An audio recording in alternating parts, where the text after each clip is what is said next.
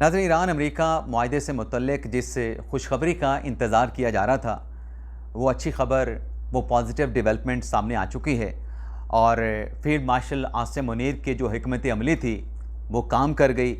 अब सवाल ये पैदा होता है कि ईरान अमेरिका मुआहदे का जो ऐलान है वो कब किया जाएगा।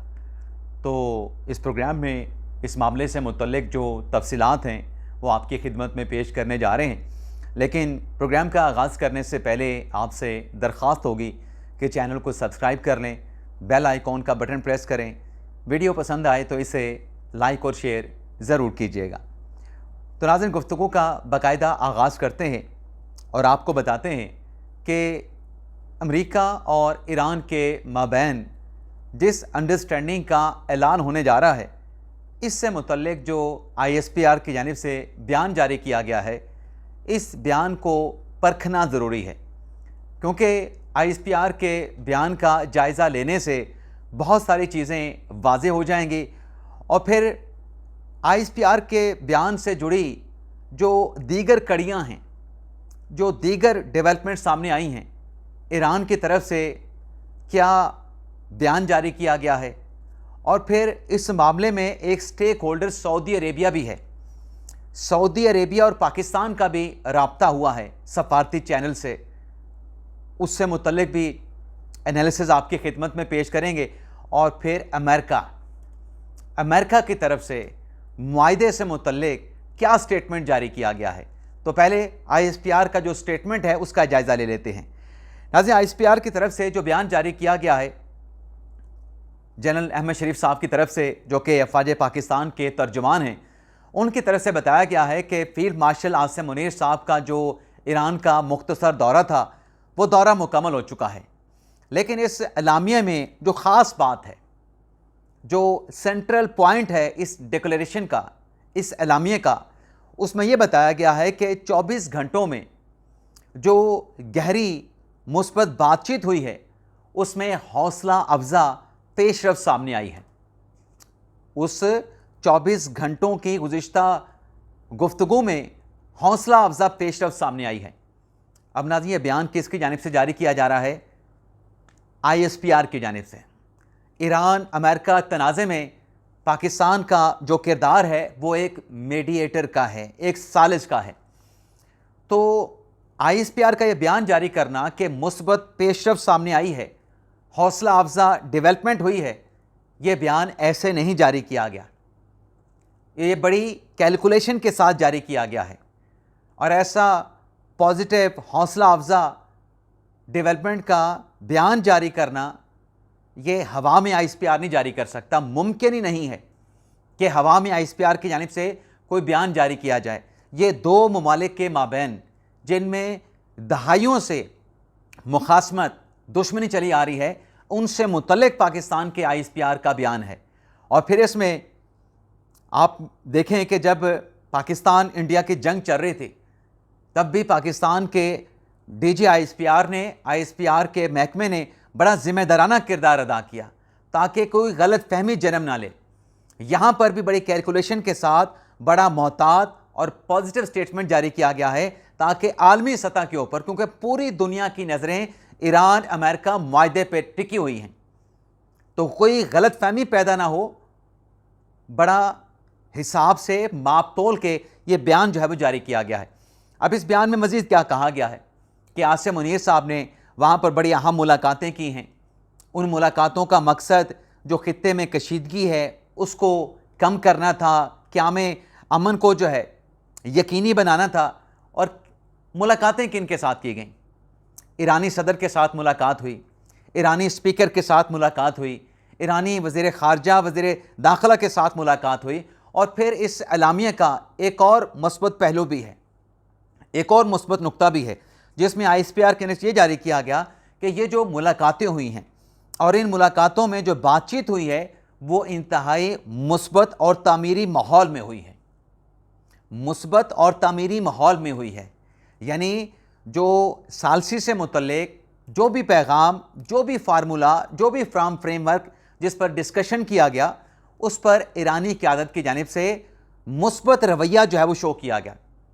और फिर इस्लामिया में यह भी लिखा गया है कि पाकिस्तान की इस तनाज़े को, इस बहरान को हल करने की जो मुखलिसाना कोशिशें रही हैं ईरान की क़यादत की जानिब से, उसे सराहा गया है, उसकी सताइश की गई है। ये हम बतौर साले साहब कह लें कि पाकिस्तान की जानिब से दुनिया को एक पैगाम दिया गया है कि जल्द मुआहदा होने जा रहा है और इस मुआहदे का ऐलान भी होने जा रहा है। ईरान क्या कहता है, अब इसका भी जायज़ा ले लें।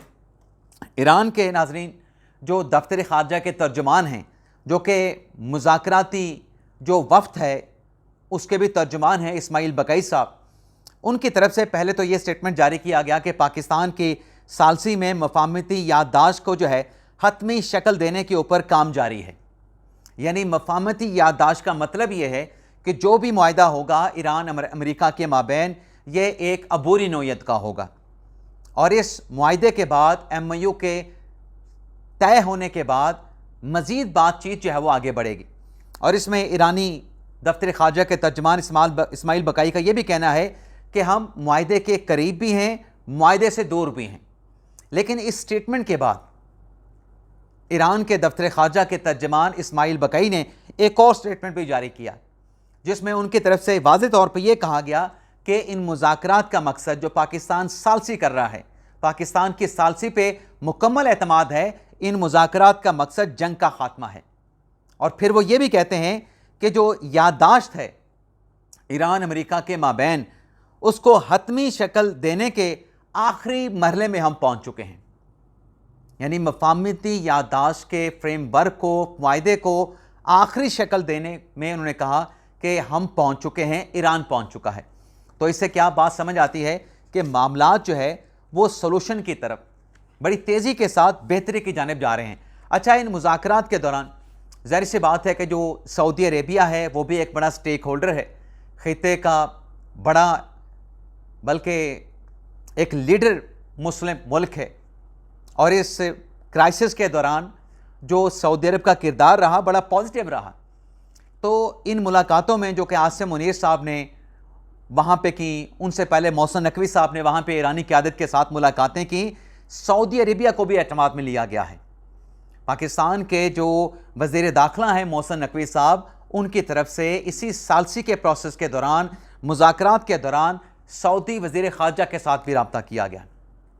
और डेफिनेटली अगर पाकिस्तान के वज़ीर दाखिला सऊदी वज़ीर दाखिला के साथ रब्ता कर रहे हैं तो इसका मतलब यह है कि इस टेलीफोनिक रब्ते में जो सालसी से मुतल्लिक जो बातचीत वहाँ पे होती रही, ईरान अमेरिका मुआहदे की जो मफाहमती याददाश्त है उससे मुतल्लिक सऊदी अरेबिया को भी एतमाद में लिया गया है। लेकिन इस सारे प्रोसेस में जो अमेरिका का स्टेटमेंट है, जो अमेरिका की तरफ से बयान आया है, वो नाज़रीन बहुत ही ज़्यादा अहमियत का हामिल है। अब अमेरिका की तरफ से क्या बयान सामने आया है नाज़रीन, अमेरिका के जो वज़ीर ख़ारजा हैं मार्को रूबियो, जो कि कल स्वीडन में मौजूद थे, उनकी तरफ से इस बात का ऐलान किया गया था कि पाकिस्तान के जो फील्ड मार्शल आसिम मुनीर साहब हैं वो ईरान के दौरे पे जाएंगे। और उनकी तरफ से ये भी कहा गया कि मुस्बत पेशरफ्त की उम्मीद तो है, लेकिन हमने बहुत ज़्यादा उम्मीदें वाबस्ता नहीं कर रखी। और अपने इस बयान में अमरीकी वज़ीर ख़ारजा में डिप्लोमेटिक अंदाज में कुछ सख्त किस्म का एक मैसेज भी दिया था। लेकिन आज वही अमेरिकन वज़ीर ख़ारजा मार्को रूबियो साहब, जो कि स्वीडन से इंडिया पहुंच चुके हैं, नई दिल्ली में मीडिया के साथ गुफ्तगू करते हुए अब अमेरिकन वज़ीर ख़ारजा मार्को रूबियो भी ये कह रहे हैं कि ईरान अमेरिका मफाहमती याददाश्त में मुस्बत पेशरफ्त हुई है। यानी पाकिस्तान भी मुस्बत पेशरफ्त का कह रहा है, ईरान भी मुस्बत पेशरफ्त को एक्सेप्ट कर रहा है, और अमेरिका की तरफ से भी बयान सामने आया है कि सालसी और मुज़ाकरात के प्रोसेस में पॉजिटिव डेवलपमेंट हुई है। लेकिन साथ में नाज़रीन अमरीकी वज़ीर ख़ारजा ये भी कहते हैं कि हो सकता है कि जो मफाहमती याददाश्त है या जो मुआहदा है इसका ऐलान आज या कल हो जाए। यानी अगले चंद घंटों में या फिर अगले 24 घंटों में इस मुआहदे से मुतल्लिक, जो कि इस बहरान का ख़ात्मा करेगा, इस क्राइसिस का ख़ात्मा करेगा, अगले चंद घंटों या अगले 24 घंटों में बड़ी डेवलपमेंट, बड़ा अनाउंसमेंट जो है वो सामने आ सकता है। लेकिन साथ में उनकी तरफ से ये भी कहा गया, चूँकि ईद कुर्बान भी आ रही है, ईरान में भी बड़ी ईद जो है वो बड़े मजहबी जोशो जज्बे के साथ मनाई जाती है, सुन्नत इब्राहिमी अदा की जाती है। और फिर पाकिस्तान में भी आप जानते हैं कि यहाँ पर भी मजहबी जोशो जज्बा होता है।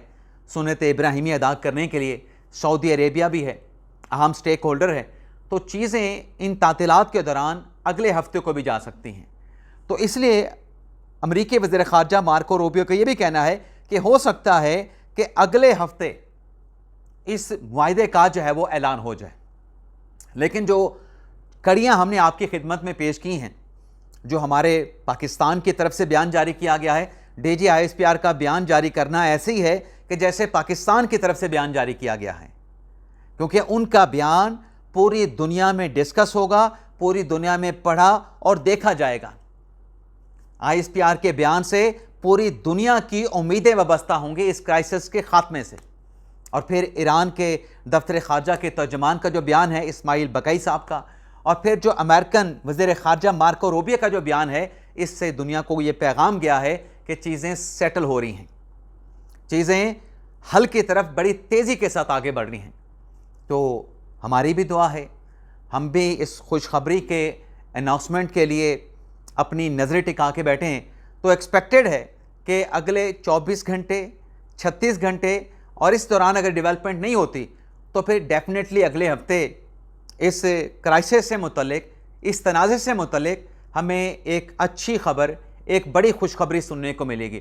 और इसमें फील्ड मार्शल आसिम मुनीर साहब को क्रेडिट जाता है कि उन्होंने इस मामले को लेके जिस तरीके से पाकिस्तान का बतौर जो मीडिएटर का किरदार था उसको निभाया, और उसमें जो एक एतमाद होता है कि अमेरिका का भी आप पर एतमाद हो, ईरान का भी आप पर एतमाद हो, और ये दोनों ऐसे मुल्क हैं जिनका पिछले 40 सालों से एक तनाज़ा, मुखालफत, तसादुम चला आ रहा है।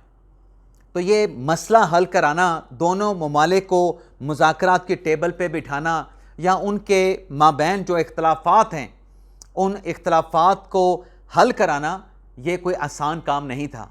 लेकिन ये ज़िम्मेदारी पाकिस्तान की सियासी और बिलखसूस जो अस्करी क़यादत है उसने बड़ी ज़िम्मेदारी के साथ इस रिस्पॉन्सिबिलिटी को निभाया है। देखते हैं मुफाहमती याददाश्त से मुतल्लिक कब ऐलान जो है, कितने घंटों के बाद जो है वो ये खुशखबरी सामने आती है। इजाज़त चाहते हैं नाज़रीन, अल्लाह हाफ़िज़।